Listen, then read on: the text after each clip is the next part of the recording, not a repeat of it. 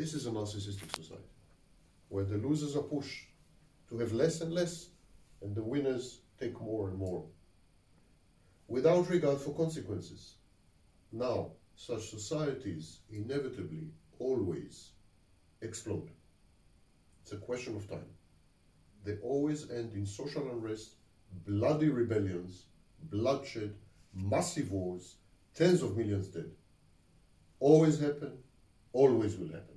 Finally, the losers will take to arms and kill the winners and destroy the order and ruin the wealth and drive us back 100 years. And we start again and again and again. This is the cycle of narcissism.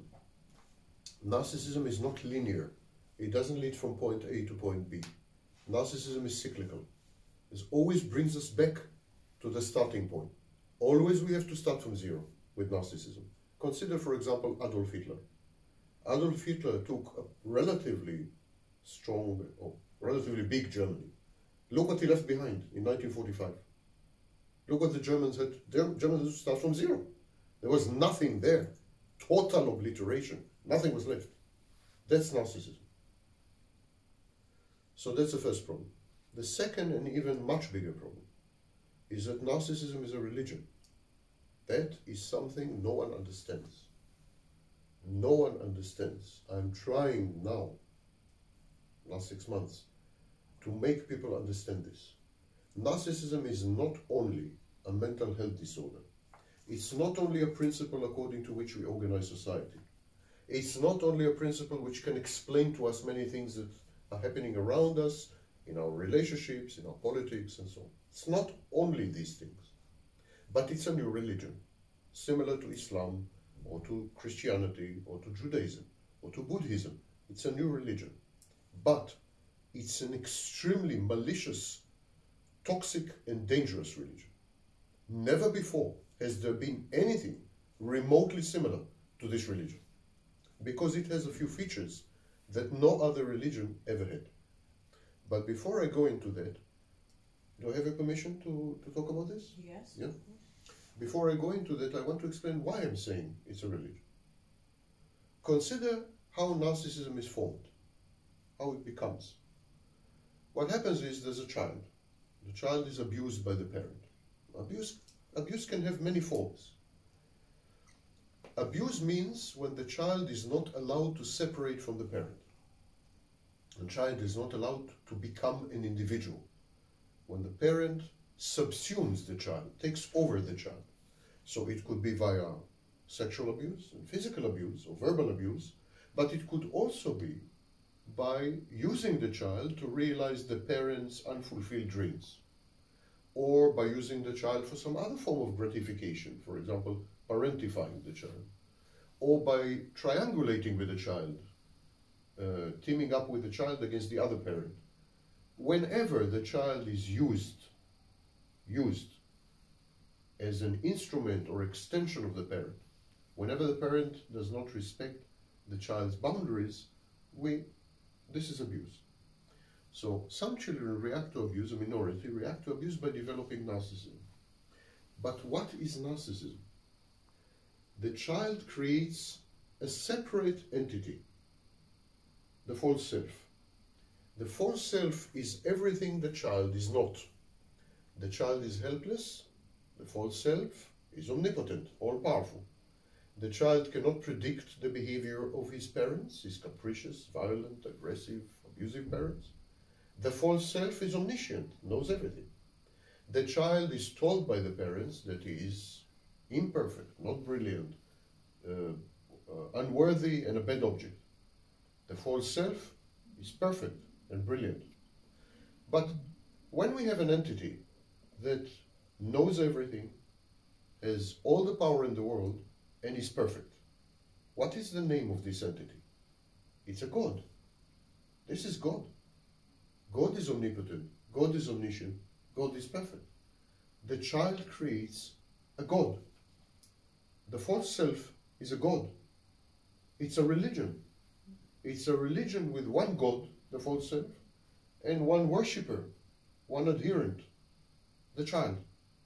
So the child forms a religion creates a private religion where there is a God called the false self. But you know, when you have a religion, you need to sacrifice something to God. You need some sacrifice. So in the old times, we sacrificed cows, we sacrificed lambs. But in some religions, in some locations, people sacrifice their own children. The Moloch. Abraham almost killed Isaac in the Bible. So child sacrifice is pretty common.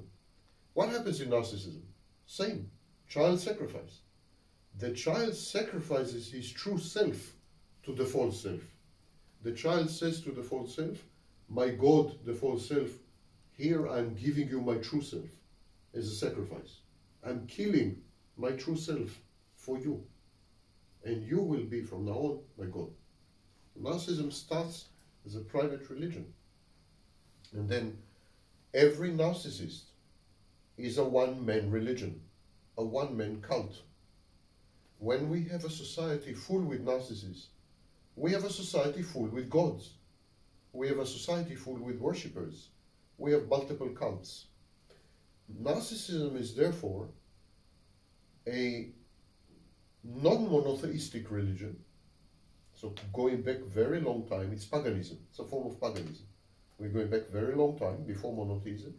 It's a non-monotheistic religion with as many gods as there are adherents, as there are worshippers.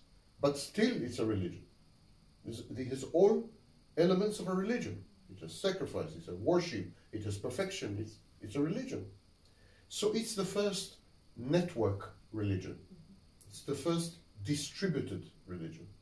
It's not a religion with a central figure, which we all worship, but it's a religion where the worship is distributed, the gods are distributed, everything is distributed.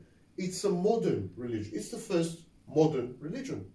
Because in today's world, the ruling metaphor, the ruling organizational principle is the principle of the network. We organize our computers as networks. We think of our brain as a network. We interact socially in networks. In business, we network. Yes, there is a concept of networking in business. We go to conferences to network. It's all about networking. The dominant metaphor is networking. Even marketing is made via networks, MLMs and so on. So the dominant metaphor is networking. The new religion, of course, would be a religion that uses the dominant metaphor. It will be a network religion. And there's only one type of religion that is distributed and networked, Narcissism. And so it's a new religion. Within a few decades, the dominant religion will not be Islam, will not Christianity, and not anything else. It will be Narcissism. Why do I say it with such certainty? Because the old religions don't fit the modern world. The old religions are hierarchical religions. There's hierarchy. There is God and there is you, and you are inferior to God. We live in a society that is totally egalitarian. We live in a society that is totally networked. And we live in a society where everyone believes themselves to be equal to everyone else in knowledge, in expertise, in access to the truth. So we don't accept authority. We don't accept expertise. We reject authority. We hate authority. We hate expertise. So the old religions don't fit the new mindset, don't fit the new metaphor, don't fit the modern world. And new religion is emerging. We're in the middle of a massive religious revolution, similar to the emergence of Islam in the 7th century, or more precisely the emergence of Protestantism in the 16th century. It's a massive religious revolution, bigger than anything in human history, because it's everywhere. All previous religions were localized religion. Islam was Middle East. Christianity was Europe, largely. They were all localized. Judaism was God knows where. I mean, it was all localized.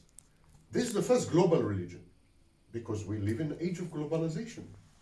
All the features of the modern world are features of this religion. It's globalized, it's network, everyone is